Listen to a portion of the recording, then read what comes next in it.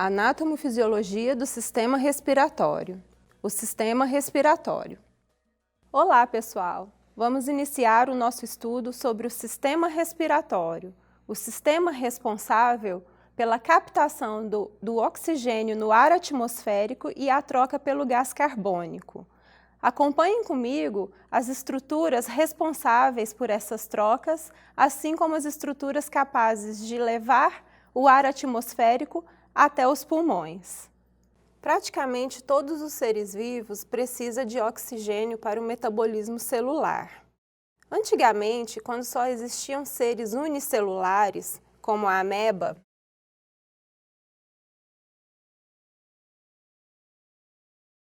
as trocas gasosas eram realizadas na superfície celular por meio de difusão simples.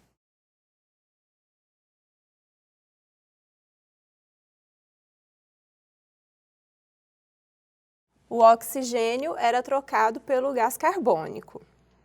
Com a evolução e o desenvolvimento de seres multicelulares, como os seres humanos,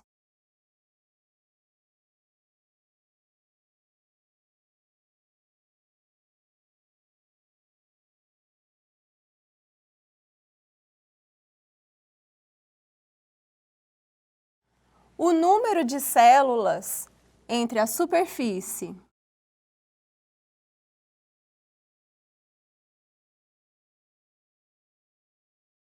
e o sangue aumentou muito, dificultando dessa forma as trocas entre oxigênio e gás carbônico. O sistema respiratório se desenvolveu para resolver este problema, captando o oxigênio do ar atmosférico e levando-o até os alvéolos para que entre em contato com os capilares sanguíneos e possa ser entregue a todas as nossas células. O sistema respiratório é dividido anatomicamente em vias aéreas superiores e vias aéreas inferiores. As vias aéreas superiores iniciam na região do nariz, onde temos a cavidade nasal.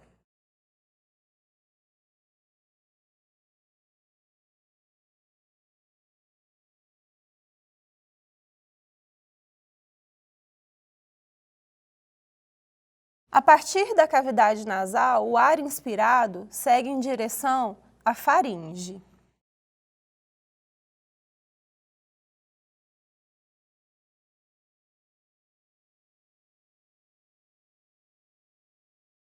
Por fim, a partir da faringe, o ar segue em direção à laringe.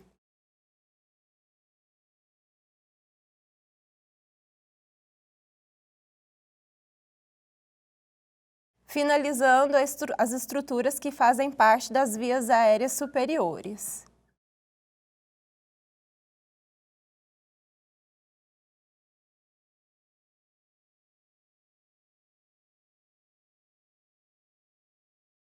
As vias aéreas inferiores iniciam no trecho mais inferior da laringe, onde temos o início da traqueia.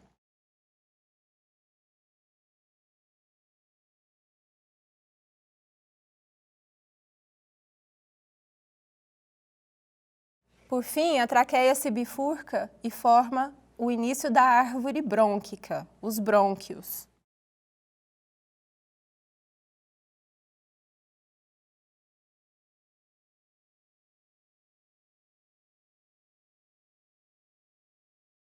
Os brônquios se ramificam e penetram nos pulmões, as estruturas que possuem as unidades funcionais do sistema respiratório, os alvéolos.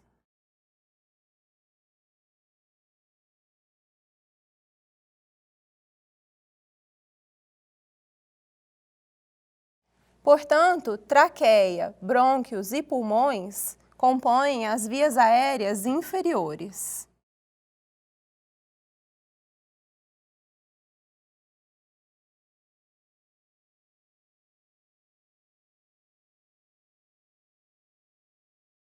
Nesta aula, vamos dar início ao estudo anatômico do sistema respiratório a partir das vias aéreas superiores. O nariz marca o início das vias aéreas superiores. O nariz é uma estrutura piramidal, mediana e se divide na sua parte interna em cavidades nasais.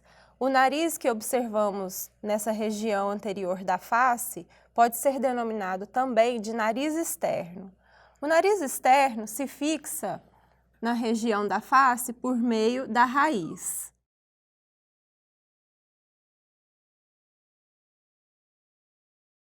A raiz se estende anteriormente, formando o ápice do nariz.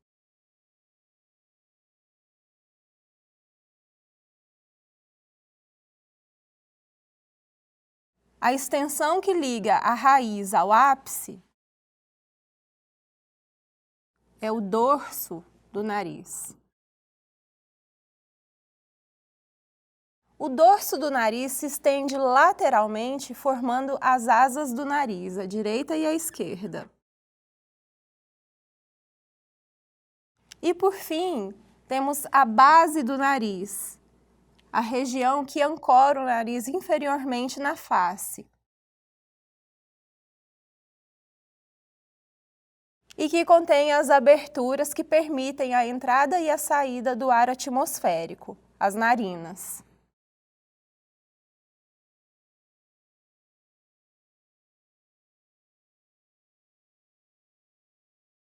Observe que o nariz externo é uma estrutura osteocartilagínea. A maior parte superior do dorso é formado por dois ossos laminares, os ossos nasais.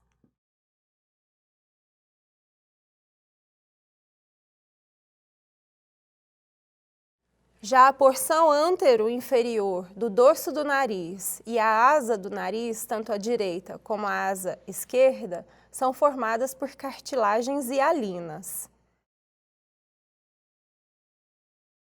Temos as cartilagens alares,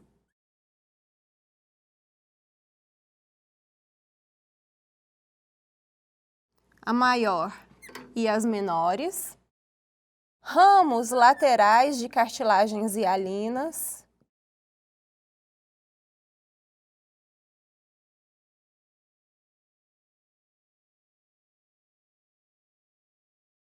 nessa vista inferior temos o ramo medial,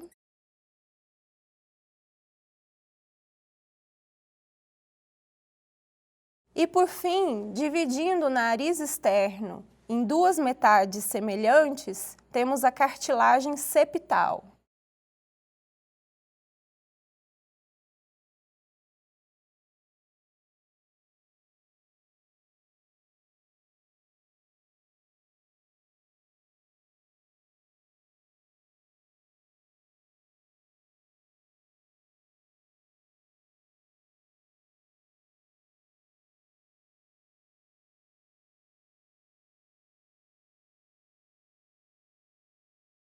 A cartilagem septal forma a parte anterior do septo nasal. A parte posterior do septo nasal é óssea e esse septo divide tanto o nariz externo como as cavidades nasais ao meio, formando partes semelhantes, uma de cada lado da linha mediana. Em crânios preparados para o estudo anatômico, a parte cartilagínea do nariz externo é retirada, restando apenas a parte óssea, os ossos nasais.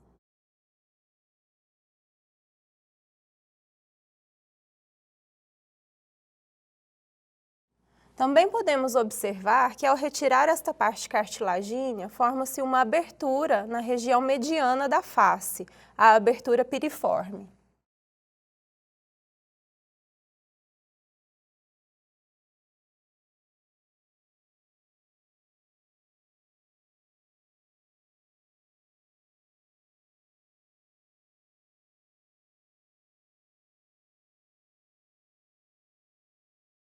A abertura piriforme é, portanto, limitada superiormente pelos ossos nasais, porém, lateralmente e inferiormente, seus limites são formados pelas maxilas, uma de cada lado da linha mediana.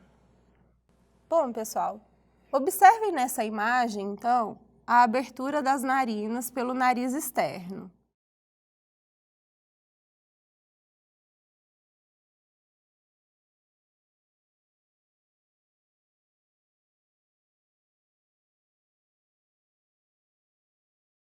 O primeiro local que o ar inspirado ocupa é denominado de vestíbulo nasal.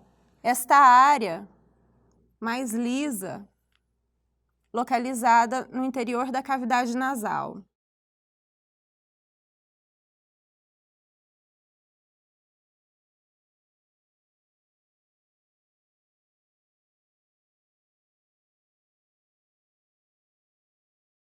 A partir do vestíbulo nasal, o ar inspirado segue em direção a toda a cavidade nasal posteriormente.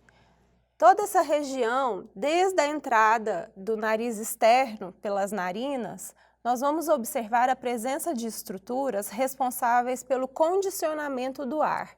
O que seria o condicionamento do ar? Seria o aquecimento, a filtração e a umidificação desse ar.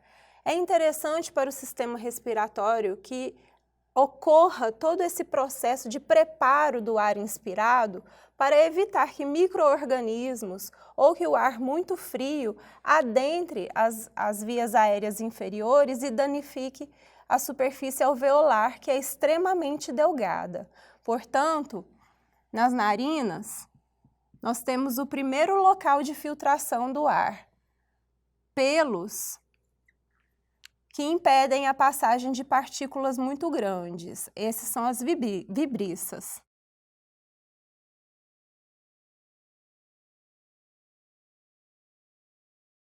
Revestindo toda a cavidade nasal, nós temos um epitélio denominado de epitélio respiratório. Mais à frente, veremos a morfologia desse epitélio, mas ele é especialmente desenvolvido para realizar uma boa parte da filtração, da umidificação e do aquecimento do ar inspirado.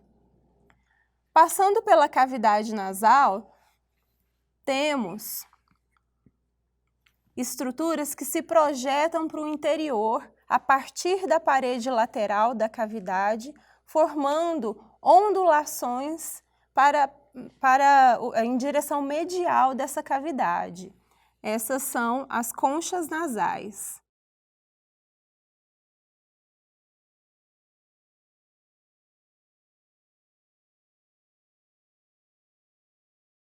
Existem três conchas nasais: a concha nasal superior, a média e a inferior. As conchas nasais aumentam a superfície de contato do ar juntamente à mucosa respiratória ou epitélio respiratório, visto que essas estruturas também são revestidas por esse tipo de epitélio. Entre as conchas nasais existem espaços que permitem a passagem deste ar, os meatos nasais.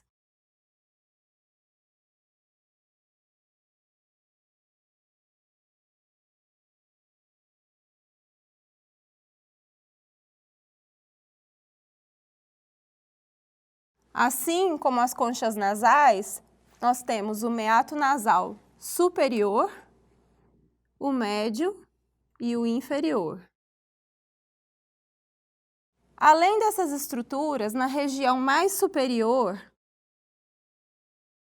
da concha nasal superior, o epitélio é rico em neurônios olfatórios e o ar inspirado que atinge essa região promove o que nós conhecemos como a percepção dos odores. O limite posterior da cavidade nasal é formado por uma abertura denominada de coânos.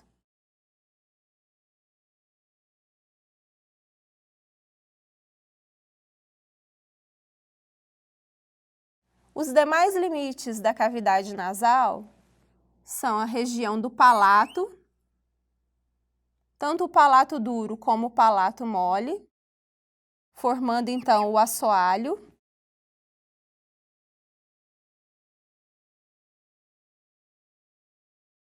Desta cavidade. O limite anterior é o nariz externo, limite posterior os coânos e o limite lateral é a parede lateral. Como as cavidades nasais são divididas em duas, pelo septo nasal, o septo nasal é considerado a parede medial da cavidade nasal. A partir das cavidades nasais, a maior parte das vias aéreas é revestida por epitélio respiratório. Se nós realizarmos um aumento para a visualização deste epitélio, veremos que ele é formado por uma camada de células que, na realidade, parece mais de uma camada. Por isso é denominado de epitélio pseudoestratificado.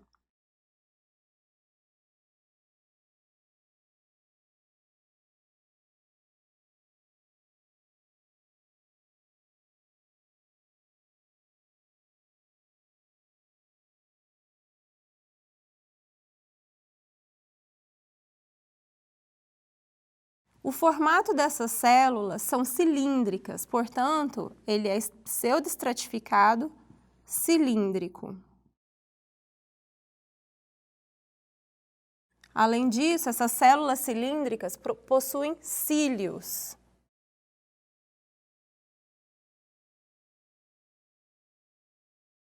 Portanto, ele também é ciliado. Os cílios possuem um movimento de batimento, que realiza o movimento da solução salina e do muco, que está localizado logo acima deles.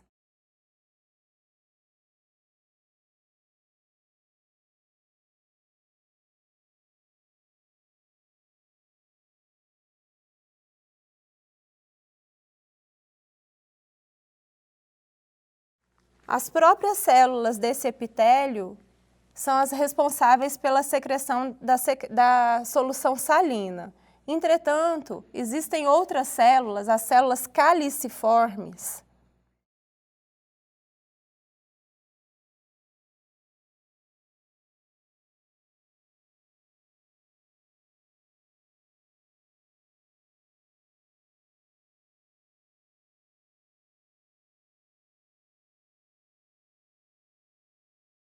as quais são as responsáveis pela secreção do muco. Nesse sentido, nós temos uma camada de salina na região dos cílios e, superiormente a esses cílios, uma camada de muco. O batimento ciliar fica livre com a presença dessa salina, enquanto o muco na superfície dessa solução salina vai promover o aprisionamento de partículas estranhas que adentram a região das vias aéreas. Além disso, o epitélio pseudoestratificado está apoiado em tecido conjuntivo, por onde chega a vascularização dessa região. Essa região ela é extremamente vascularizada, ou seja, rica em vasos sanguíneos. O sangue ele possui a mesma temperatura do nosso meio interno, temperatura corporal, em torno de 37 graus Celsius. E essa temperatura é a responsável por aumentar a temperatura do ar inspirado, aquecendo o ar. Portanto, a presença desse tipo de epitélio ao longo das vias aéreas vai auxiliar e muito no condicionamento do ar inspirado, para que seja evitada a lesão dos alvéolos pulmonares.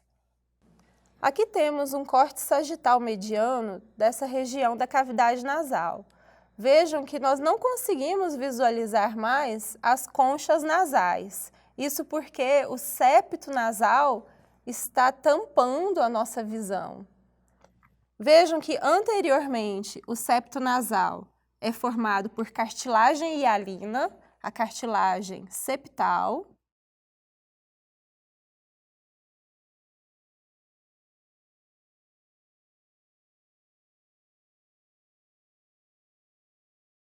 E posteriormente, o septo nasal é ósseo, superiormente formado pela lâmina perpendicular do osso etimoide,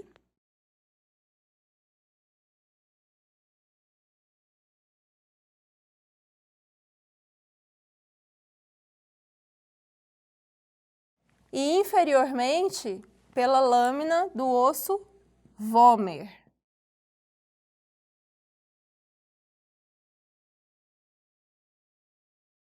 Podemos observar o limite posterior da cavidade nasal,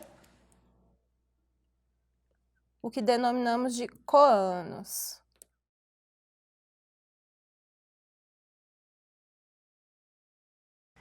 Foi mencionado anteriormente que o ar atmosférico precisa ser condicionado para chegar até os alvéolos pulmonares. Nesse sentido, existem outras estruturas, também revestidas por epitélio respiratório, que auxiliam as cavidades nasais nessa função. São os seios paranasais. Os seios paranasais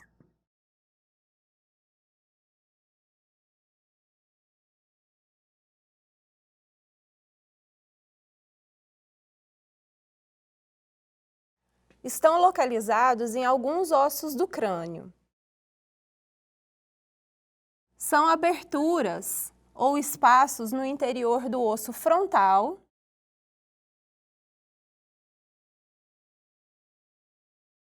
do osso esfenoide,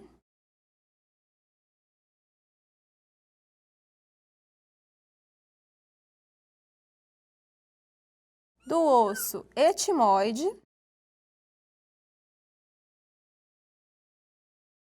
e da maxila.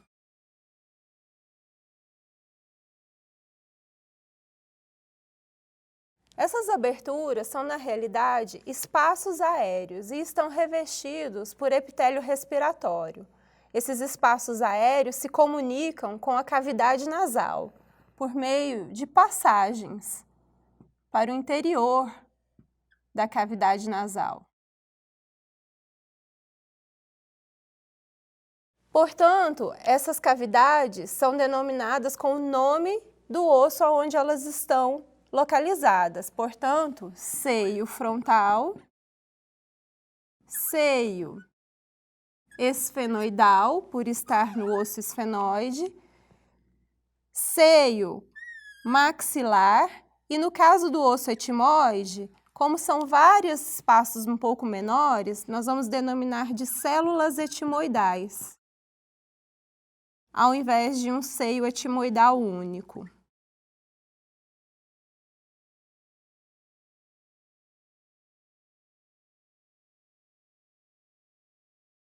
Os seios paranasais também auxiliam a reduzir o peso do crânio, pois se essas regiões fossem preenchidas por osso, o peso craniano seria muito maior.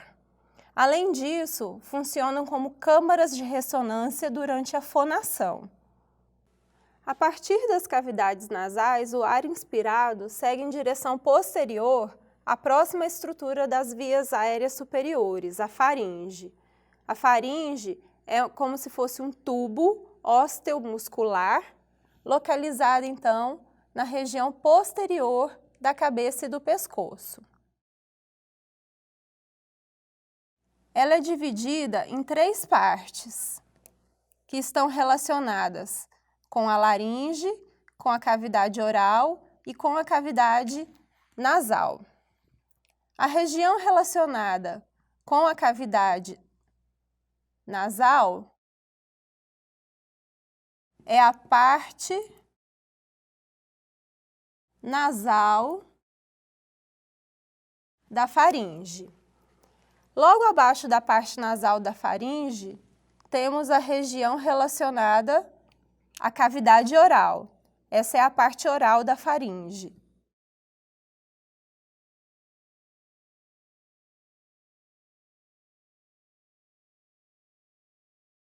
Por fim, chegando na região da laringe, temos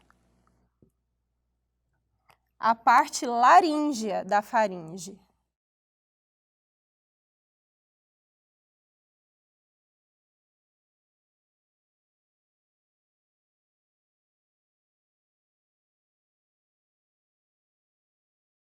Cada uma dessas partes se relaciona com a cavidade ou estrutura anteriormente por meio de aberturas. A abertura da parte nasal da faringe em relação à cavidade nasal são os coânos.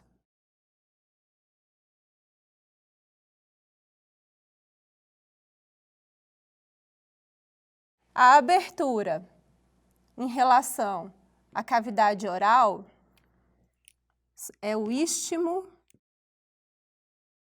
das fauces.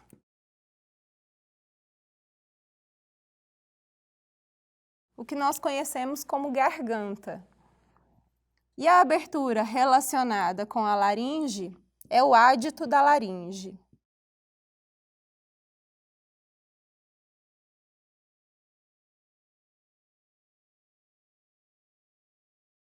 A parte nasal da faringe tem grande importância, pois existem estruturas que precisam ser estudadas devido aos seus aspectos clínicos.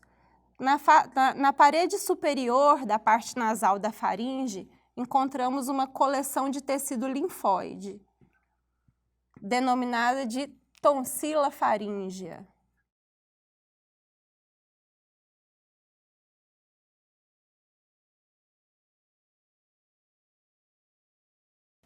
A retirada da tonsila faríngea é denominada adenoidectomia. Ainda na parte nasal da faringe, temos um orifício que dá passagem à orelha média, região lá próxima ao osso temporal. Esse é o ósteo faríngeo da tuba auditiva.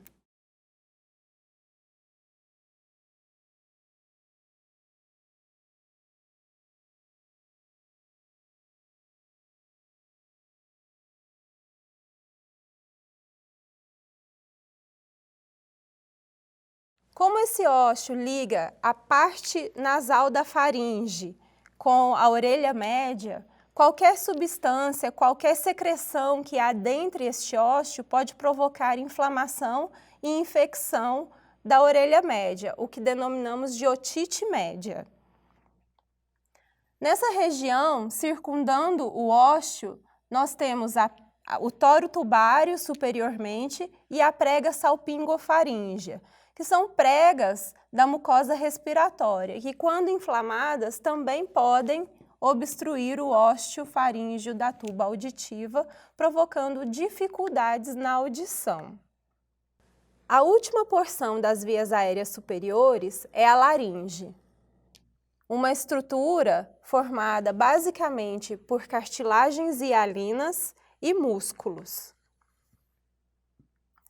A laringe está localizada na região anterior do pescoço, imediatamente anterior à faringe, em sua porção laríngea. A laringe é formada principalmente por cartilagens do tipo hialina. A maior delas é a cartilagem tireoidea.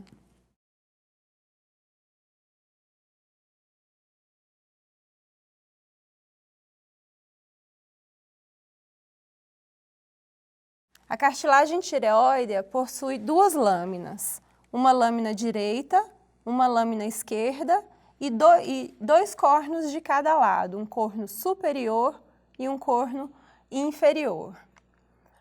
Entre a cartilagem tireoidea e o osso ióide, existe uma membrana de tecido conjuntivo, a membrana tireoióidea.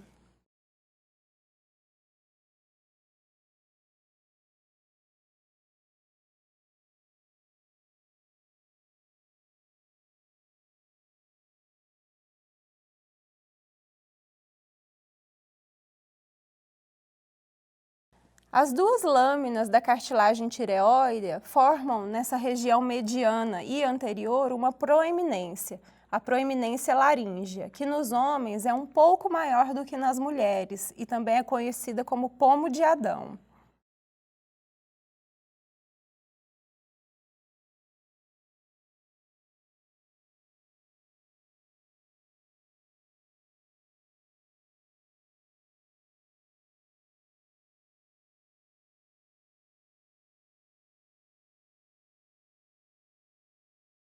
Inferiormente à cartilagem tireoidea, nós temos a cartilagem cricóidea.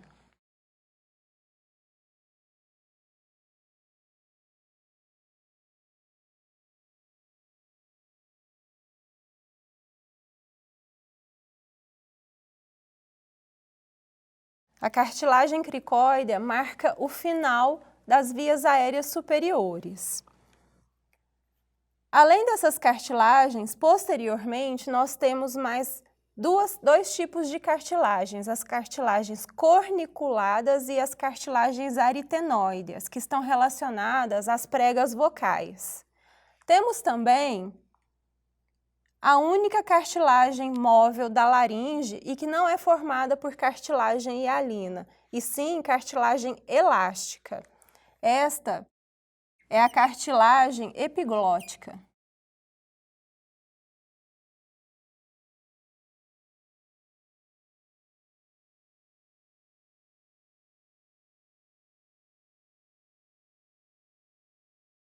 A cartilagem epiglótica fecha o ádito da laringe durante a deglutição, impedindo que partículas estranhas adentrem nas vias aéreas inferiores. Nessa vista medial de um corte sagital, podemos observar que a cartilagem epiglótica se prende ao osso hioide por meio de tecido conjuntivo. Essa cartilagem, durante a deglutição, desce em direção ao ádito da laringe, ocluindo esta abertura que comunica a parte laríngea da faringe com a laringe. Observem também a presença dessas estruturas na parede medial da laringe. Essas são as pregas vocais.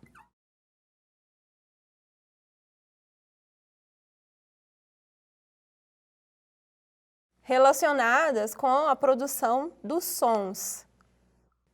Nesta imagem, nós temos a visualização da região da laringe por meio de um laringoscópio, um aparelho que é inserido nesse local para visualizar as estruturas relacionadas à laringe. Observe aqui superiormente a cartilagem epiglótica. Posteriormente, nós temos as cartilagens corniculadas e aritenoides. Entre essas estruturas, temos as pregas vocais.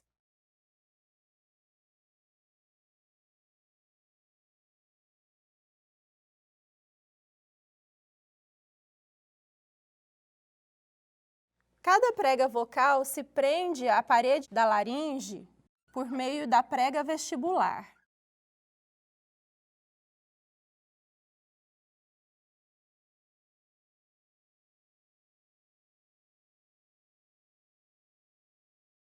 E essas estruturas possuem mobilidade, ou seja, abrem e fecham por meio da contração dos músculos da laringe. Essa abertura, que promove a alteração do tom da voz e da vibração das cordas vocais, é a glote. A glote, ela pode estar aberta ou fechada, dependendo do tipo de som que nós produzimos. A porção final da laringe, mais especificamente a margem inferior da cartilagem, marca o final das vias aéreas superiores. Agora vamos iniciar a descrição anatômica das vias aéreas inferiores, que se iniciam com a traqueia.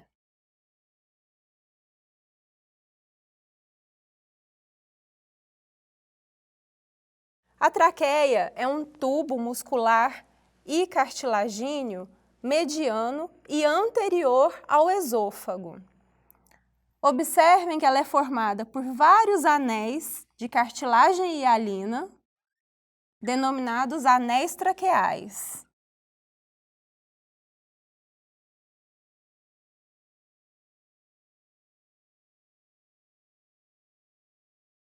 Cada anel traqueal tem o formato de letra C e a abertura é voltada posteriormente, ou seja, são anéis abertos, mais ou menos nesse formato em um corte transversal. Cada anel é intercalado por um ligamento de tecido conjuntivo, o ligamento traqueal ou ligamento anular.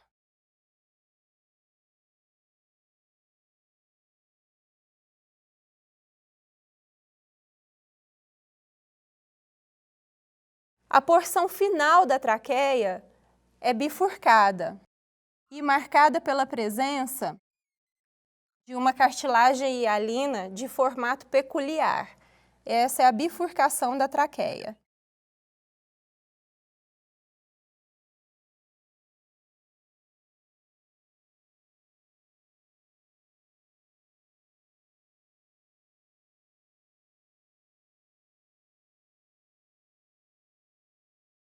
Ao bifurcar-se, a traqueia forma os brônquios principais, o direito e o esquerdo, um para cada pulmão.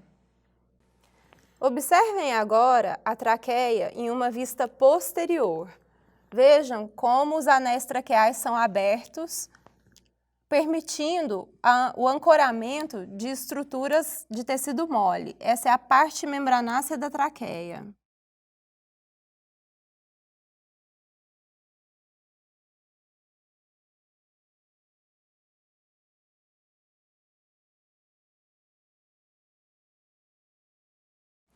Na parte membranácea da traqueia, temos tecido conjuntivo e uma grande quantidade de músculo liso e glândulas.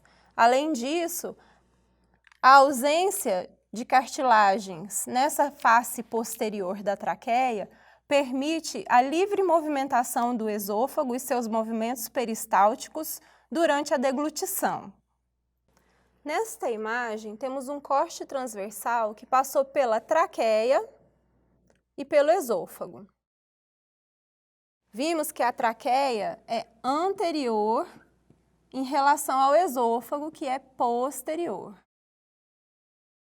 Vejam que a parede da traqueia é formada por uma mucosa, e essa mucosa é epitélio respiratório.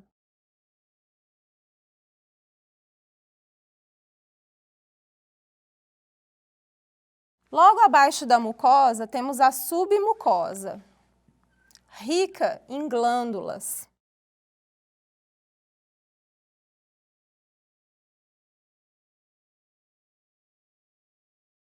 Além disso, é por meio da submucosa que chegam os nervos e os vasos sanguíneos. Observem que, posteriormente, os anéis traqueais estão presos ao esôfago por meio do músculo traqueal.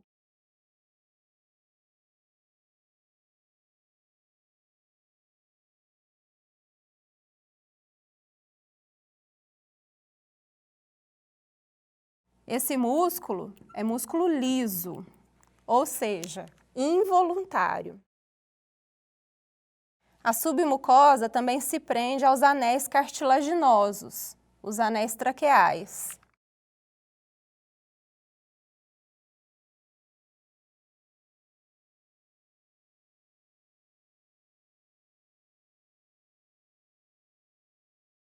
Lembrem que são anéis incompletos, em forma de letra C. Externamente, a traqueia é revestida por tecido conjuntivo, a adventícia.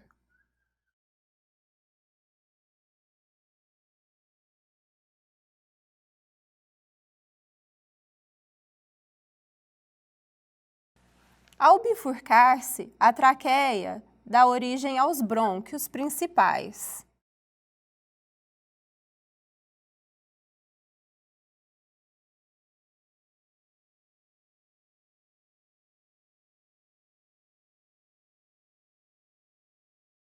Um direito e um esquerdo. O conjunto dos brônquios, juntamente com a traqueia, também pode ser denominada de árvore traqueobrônquica.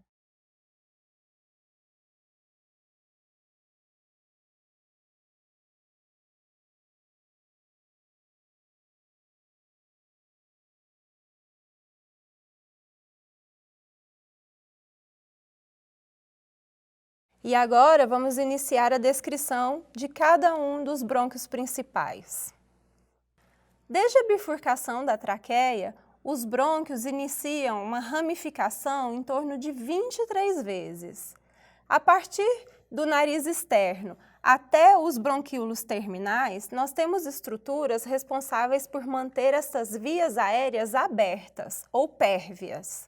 São estruturas ósseas e de cartilagem hialina. Nessas regiões ainda não existem trocas gasosas, portanto, histologicamente, elas também são denominadas de zona de condução. A partir dos bronquíolos terminais, nós temos os bronquíolos respiratórios e seguem-se os sacos alveolares com seus alvéolos. Nesse momento, iniciam-se as trocas gasosas e a zona de condução passa a ser denominada de zona respiratória. Observem que, ao formar os brônquios, esses tubos começam a reduzir o seu diâmetro. Temos aqui, então, o brônquio principal direito,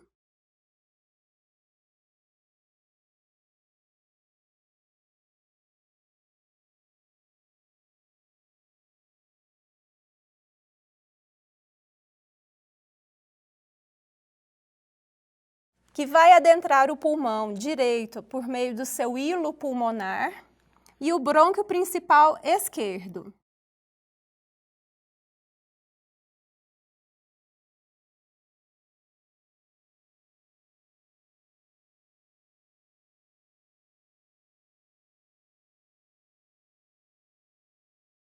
Que adentra o pulmão esquerdo também por meio do hilo pulmonar. Vejam que o brônquio principal direito é mais verticalizado em comparação ao esquerdo. Isso devido à presença do coração no mediastino. Essa verticalização do brônquio principal direito faz com que partículas que são inaladas e adentrem a árvore traqueobrônquica seja provavelmente encontrada na região do brônquio principal direito. Vejam também que cada brônquio principal ramifica-se em brônquios cada vez menores. O pulmão direito possui 3 lobos, portanto, o brônquio principal direito vai se ramificar em 3 brônquios lobares. Um brônquio para o lobo superior do pulmão direito, brônquio lobar superior.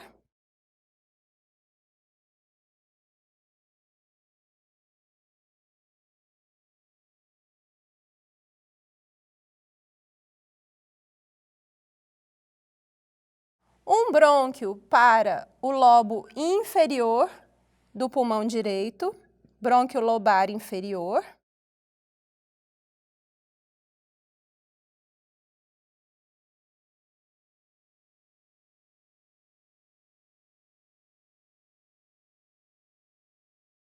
E um brônquio que se direciona ao lobo médio do pulmão esquerdo.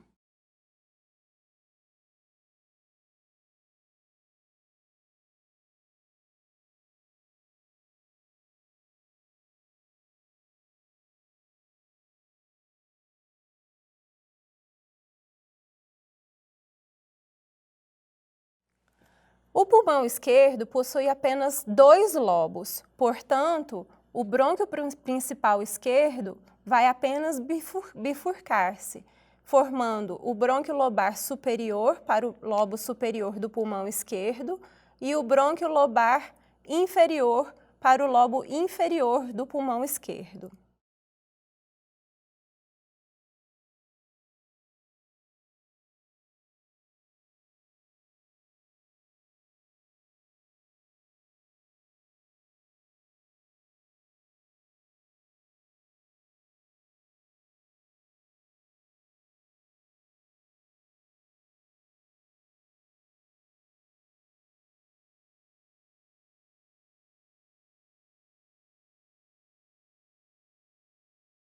Os brônquios lobares ainda se ramificam em brônquios segmentares. Nós temos 10 brônquios segmentares para cada pulmão. Os brônquios segmentares estão representados por essas estruturas coloridas após os brônquios lobares.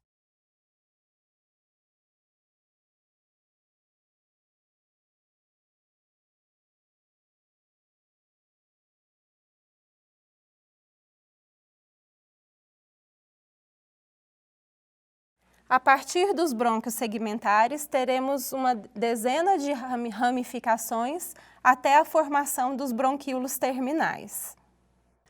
Vamos agora à descrição anatômica dos pulmões. Observem que os pulmões ocupam praticamente as regiões laterais da cavidade torácica, sendo que o mediastino é o compartimento mediano onde encontramos o coração. O pulmão direito e o pulmão esquerdo têm formato piramidal, possuem um ápice superior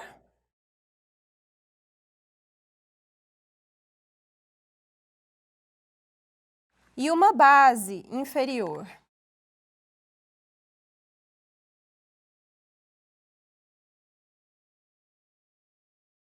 Toda a superfície externa anterior, lateral e posterior está em contato com o gradil costal, as costelas e as cartilagens costais. Essa é a face costal dos pulmões. A região medial dos pulmões, ou a face medial, está em contato com o mediastino, também é denominada de face mediastinal.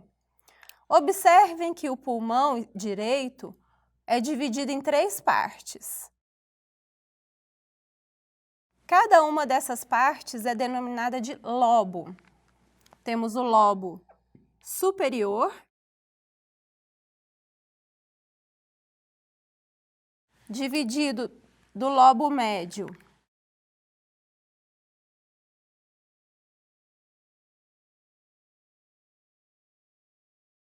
Por uma fissura, a fissura horizontal.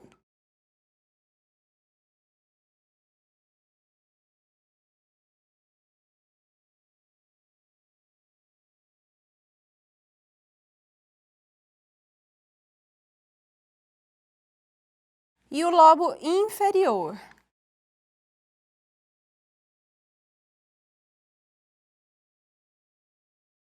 Separado do lobo médio pela fissura oblíqua.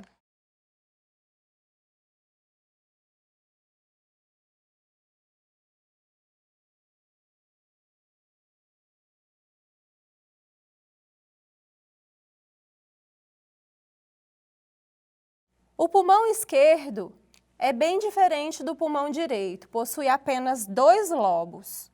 Um grande lobo superior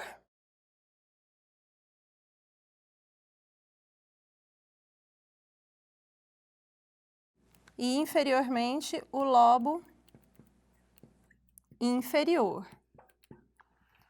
O lobo superior é separado do lobo inferior por outra fissura oblíqua, porém agora do lado esquerdo.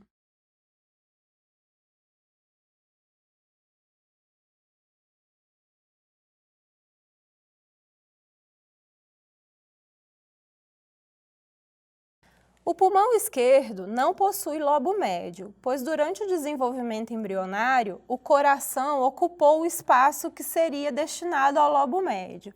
Entretanto, existe um resquício desse lobo que se projeta anteriormente, bem próximo à base do pulmão esquerdo, a língula pulmonar.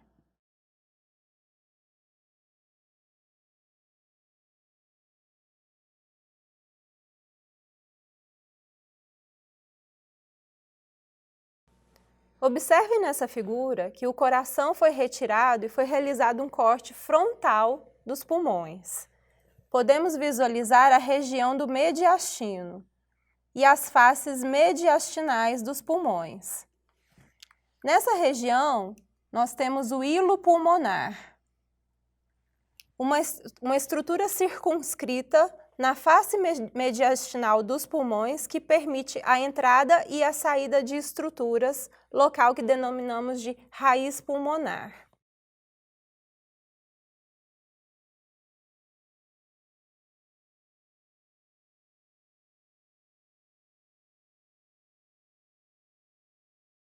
O conjunto dessas estruturas é que nós vamos denominar de raiz. Eu vou representar aqui no pulmão esquerdo.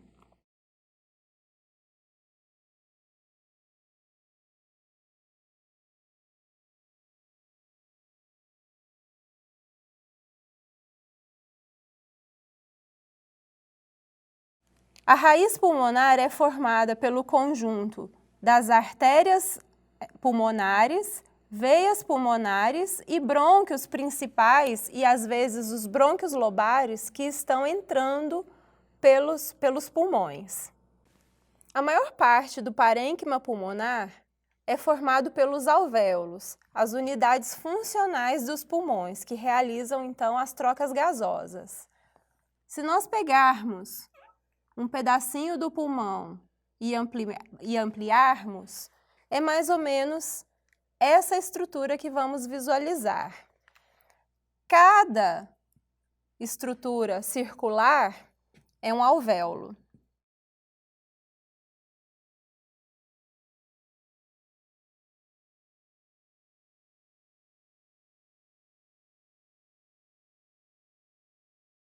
Os alvéolos formam conjuntos denominados de sacos alveolares.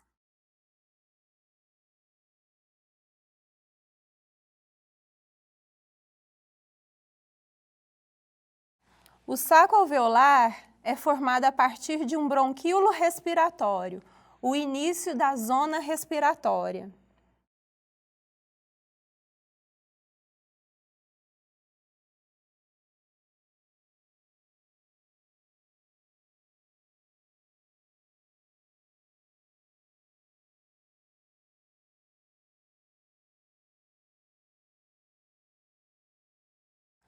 Observem que nos bronquíolos respiratórios já conseguimos observar a presença de alguns alvéolos. Portanto, nessa região já temos uma certa quantidade de trocas gasosas. Os bronquíolos respiratórios são provenientes de bronquíolos terminais.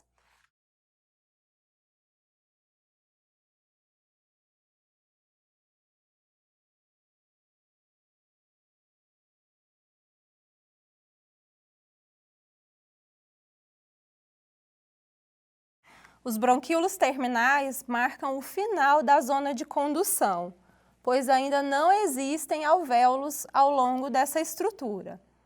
Vejam também que ao longo dos bronquíolos e dos alvéolos existe uma grande quantidade de vasos sanguíneos. Essa íntima relação dos vasos sanguíneos com a árvore traqueobrônquica garante a boa vascularização dos alvéolos para que aconteçam as trocas gasosas. Observem nesta imagem que os pulmões são estruturas que compõem a caixa torácica. Aqui temos as costelas,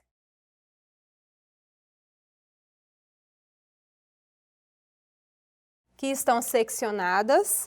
Entre elas, temos uma musculatura denominada de músculos intercostais.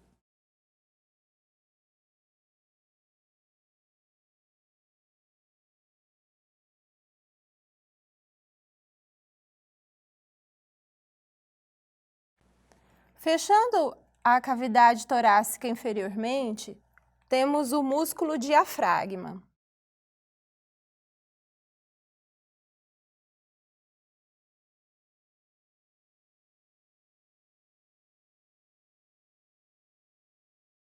O diafragma é um músculo esquelético e é considerado o principal músculo da respiração. Observem que cada pulmão é revestido por uma membrana, a pleura pulmonar. Cada pulmão possui uma pleura. As pleuras são responsáveis por fixar ou aderir os pulmões à parede interna da caixa torácica e à face superior do diafragma. As pleuras pulmonares se desenvolvem durante o desenvolvimento embrionário, de uma maneira muito semelhante ao pericárdio que envolve o coração. Primeiramente, forma-se uma bolsa semelhante a um balão e o pulmão começa a crescer para o interior dessa bolsa. Portanto, teremos uma camada de pleura fixada à superfície externa do pulmão e outra lâmina mais superficial. Observem esse corte na superfície pulmonar. Aqui nós temos em maior aumento. O que está em rosa é pulmão.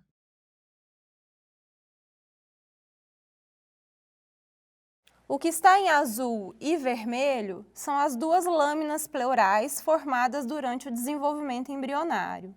Vejam que a parte em azul está aderida à superfície externa do pulmão. Essa é a lâmina visceral da pleura.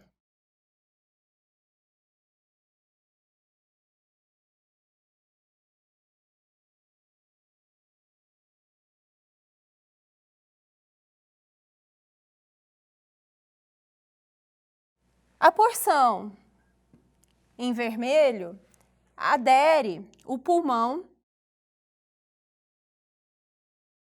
à caixa torácica e ao diafragma. Como é a parede interna da caixa torácica, nós vamos denominar esta lâmina de lâmina parietal.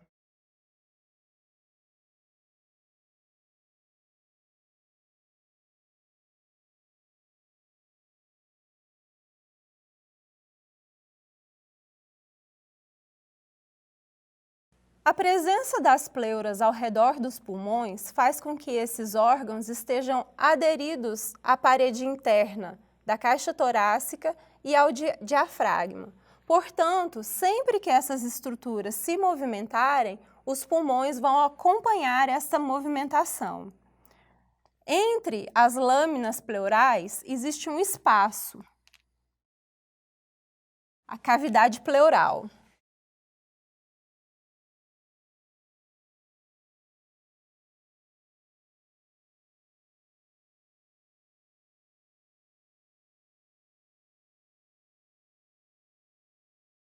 E as células que revestem as pleuras internamente secretam uma solução salina que mantém a lâmina visceral aderida à lâmina parietal. Essa aderência faz com que o pulmão permaneça realmente fixado ao diafragma e ao gradil costal.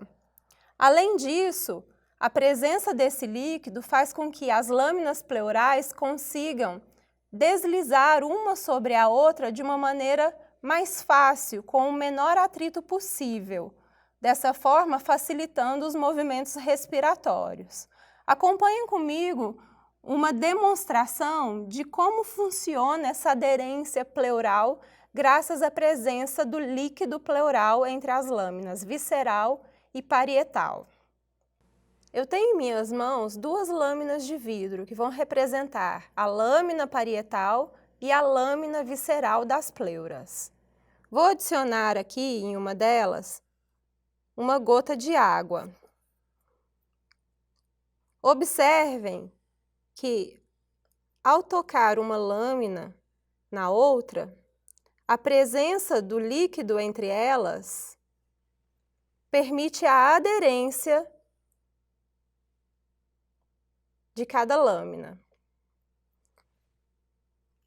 A quantidade de líquido é pequena e se eu tentar afastar uma lâmina da outra, eu vou sentir uma certa resistência, é bem difícil.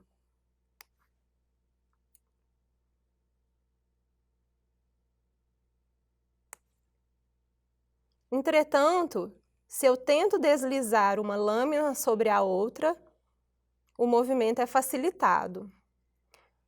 Se a lâmina inferior estiver aderida ao pulmão e a lâmina superior à parede torácica, a presença desse líquido vai impedir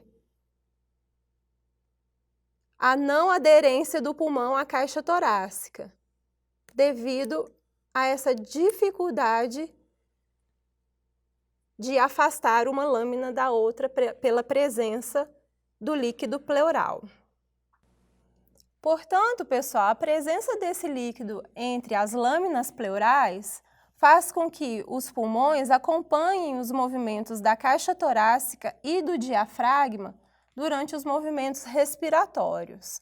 Além disso, existem muitos vasos linfáticos que promovem a drenagem desse líquido e impede que aumente muito o seu volume. Caso esse líquido aumente demasiadamente, nós temos o que denominamos de derrame pleural. E aí a aderência entre as lâminas pleurais vai ser perdida. Agora você já sabe a importância de manter os pulmões aderidos à caixa torácica e ao diafragma. O diafragma é o músculo esquelético principal da respiração. Nós veremos mais à frente que a respiração ela é dividida em ciclos de inspiração seguidos pela expiração. Somente a inspiração é ativa e depende da contração do músculo diafragma para aumentar o diâmetro crânio-caudal do tórax. O músculo diafragma fecha praticamente toda a abertura inferior do tórax.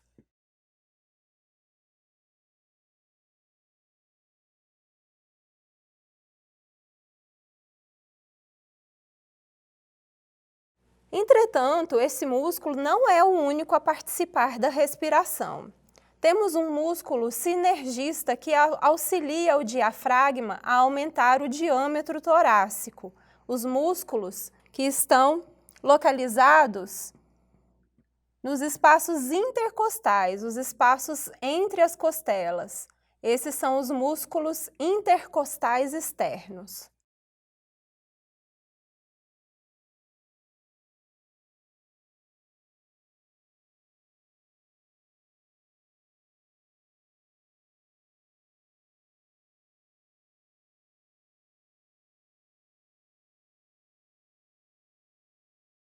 Ao se contraírem, os músculos intercostais externos promovem o aumento do diâmetro antero-posterior do tórax. Portanto, o músculo diafragma, em conjunto com os músculos intercostais externos, promovem o movimento inspiratório, em repouso.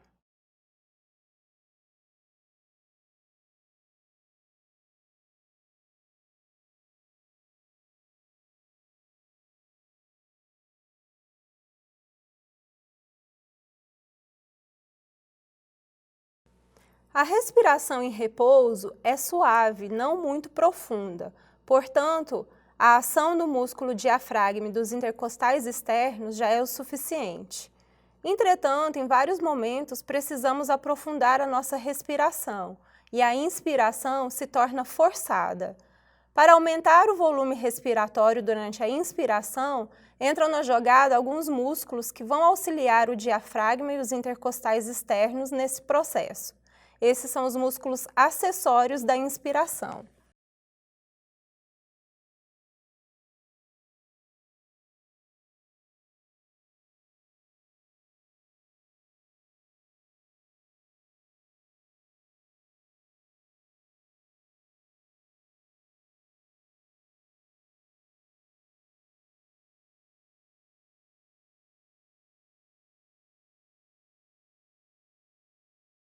Os músculos acessórios da inspiração promovem aumento do diâmetro adicional com relação aos movimentos do diafragma e dos intercostais externos.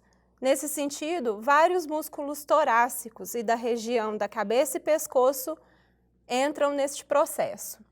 Temos então o músculo serrátil anterior,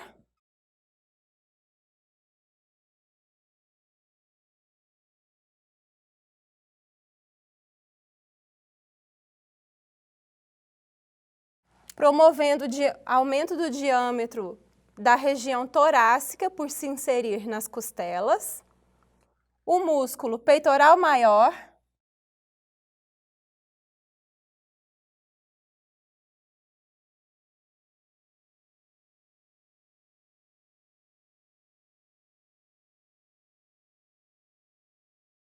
e peitoral menor.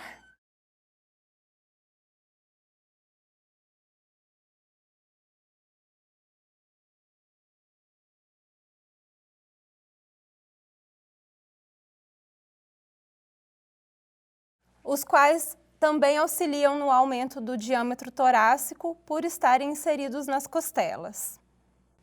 Temos ainda como músculos acessórios da inspiração os músculos da cabeça e pescoço, esternocleidomastoide,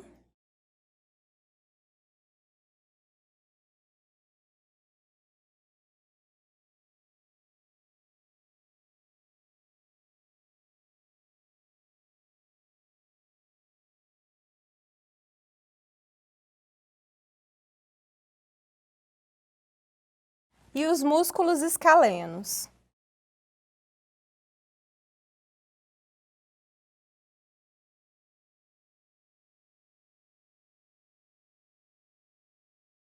Temos o músculo escaleno posterior,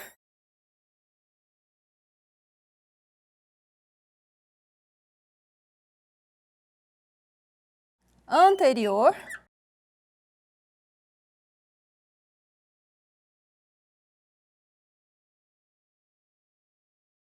e médio.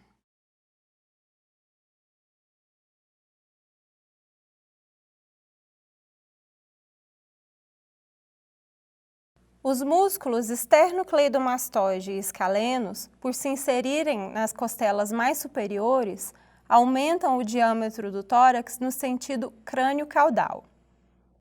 Durante um ciclo respiratório em repouso, os movimentos inspiratórios são ativos, ou seja, necessitam da contração dos músculos diafragma e intercostais externos.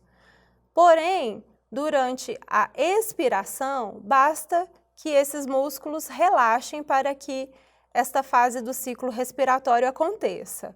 Entretanto, durante a respiração forçada, a expiração torna-se ativa e também vai depender da contração de músculos acessórios expiratórios.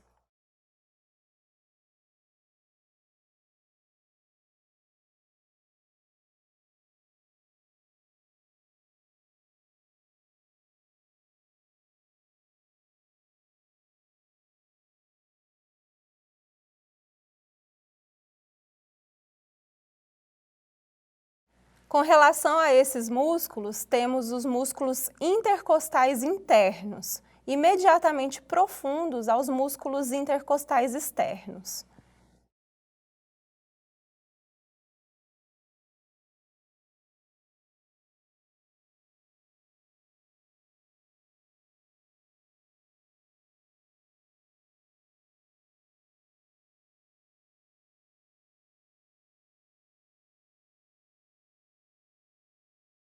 Temos também os músculos abdominais. Esses músculos aumentam a pressão intraabdominal, empurrando o conteúdo abdominal para cima e, desta forma, empurrando o diafragma, reduzindo o diâmetro torácico e produzindo a expiração.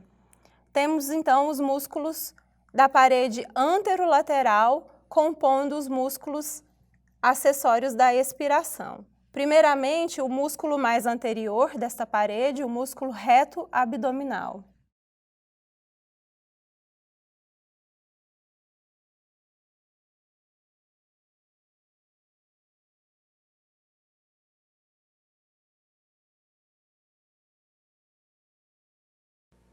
Fazendo parte da parede anterolateral do abdômen, compondo ainda os músculos acessórios da expiração, temos o músculo oblíquo externo do abdômen,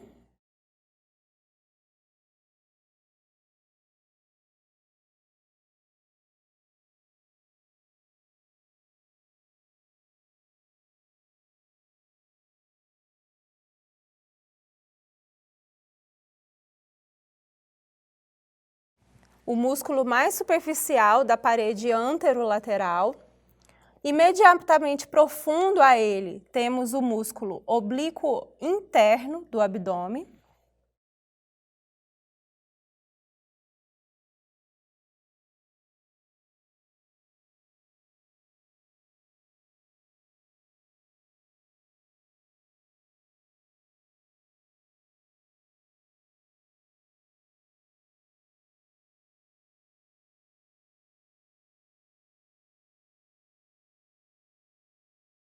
E, por fim, o músculo mais profundo desta parede, o músculo transverso do abdômen.